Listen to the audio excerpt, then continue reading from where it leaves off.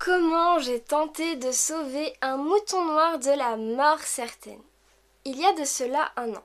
J'ai vécu dans un village en Picardie et le mois dernier je m'y suis rendue en voiture. En m'arrêtant au stop qui mène à la sortie du village, j'ai pu observer une situation inhabituelle. Un mouton noir sur la chaussée, en train de courir tout droit en direction de la sortie du village et deux hommes, un en t-shirt bleu, l'autre en t-shirt rouge qui lui couraient après. Instinctivement, mais aussi étant avantagée parce que j'étais en voiture par rapport aux hommes qui eux étaient à pied, c'est tout naturellement que j'ai essayé d'arrêter l'élan de l'animal en me positionnant doucement vers lui et en faisant le fameux du berger. Il s'est arrêté, il m'a regardé, mais il a commencé à courir toujours, sur le bas-côté, toujours en se dirigeant tout droit vers la sortie du village. J'avais à ce moment-là trois options. La première, rouler toujours tout droit, en fonçant puis en revenant au village. La deuxième, c'était de dire ciao, salut et d'abandonner et de dire stop, non, c'est pas mon problème, débrouillez-vous sans moi.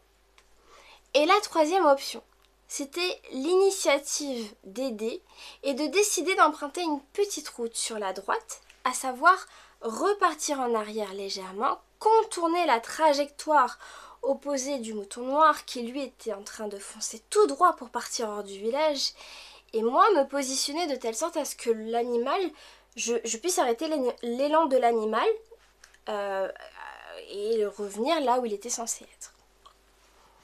Et quand je suis arrivée, une voiture était sur place. Et surtout, le mouton il était déjà sorti du village. Le mouton était dirigé dans le sens opposé de la voiture, donc sur là. Donc, et moi, je suis arrivée à ce moment-là ici.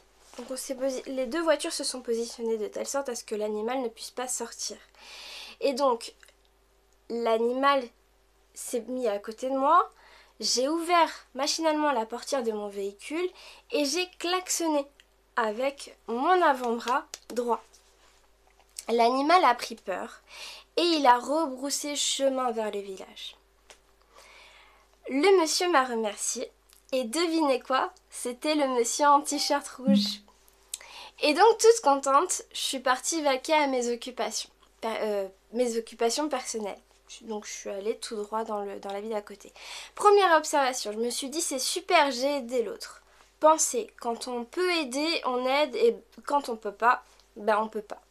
Et puis t'as ton petit ego qui arrive en disant ah non c'est super et tout. Deuxième observation, cette fois-ci basée sur l'expérience.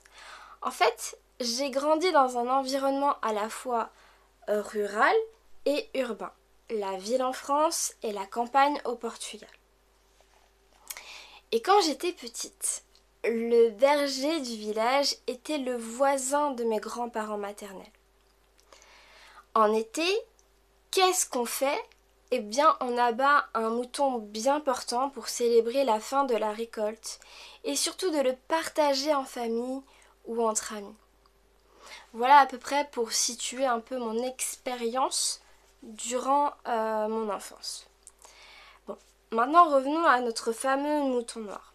À ce moment-là, je me suis dit, mais mince, en fait j'aurais pu avoir un accident, je me suis mise moi-même en danger et je me retrouve confrontée à mon expérience du passé, dont je viens de te raconter.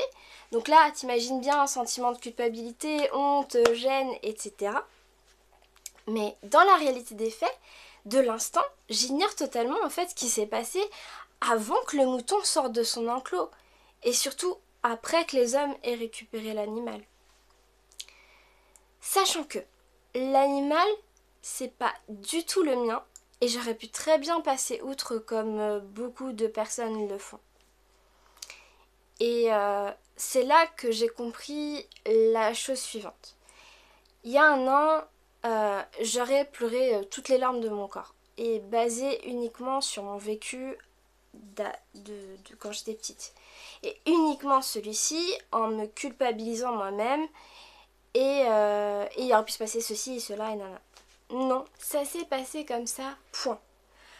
Donc, moralité, ce n'est pas ton expérience du passé qui définit ton présent. Ce n'est pas ta vision du passé. Mais ton passé, c'est une expérience telle qu'elle est. Elle est.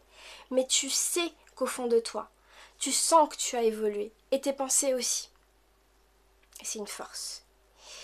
Et puis, tu sais, je me suis dit, c'est pas de ma responsabilité ce qui s'est produit avant ou après. Tu peux aider à un instant T. Mais on n'appartient à personne et donc l'animal non plus, il n'était pas sous ma responsabilité. Et aussi, malgré tes peurs, sache que c'est possible d'avancer. Néanmoins, si ça génère un vrai blocage, vraiment je te conseille de ne pas les mettre de côté. C'est toujours possible bien entendu. Néanmoins, en fait, ça risque de revenir très fortement et d'empirer. Alors décide de travailler dessus, mais ça non plus t'y focaliser ad vitam aeternam. Et c'est comme ça que tu pourras t'en sortir beaucoup plus fort, beaucoup plus forte. Apprends à connaître tes failles, tes fragilités, ta vulnérabilité. Parce que c'est ça d'aller au cœur de soi. Et c'est comme ça que tu pourras te protéger. Et ainsi créer en toi ce qu'il y a de plus beau. Parce qu'aller au cœur de toi-même, c'est pouvoir créer sa vie. Mais surtout, oser ta vie. Dans la joie et la bonne humeur.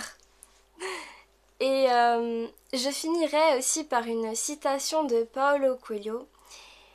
J'ai appris depuis longtemps que pour soigner mes blessures, je devais avoir le courage de les regarder en face. Et toi, est-ce que tu as vécu des choses où tu as une vision aujourd'hui, où tu regardes tes expériences sans forcément t'y accrocher et d'être fier d'avoir une vision qui a évolué par rapport à autrefois? Donc si oui, mets-moi un commentaire en bas de cette vidéo de ce que tu as pensé, de cette expérience que je t'ai partagée, racontée, ou si tu as pu vivre des expériences significatives plus ou moins dans ce sens, etc. etc. Je te dis à bientôt, bye bye.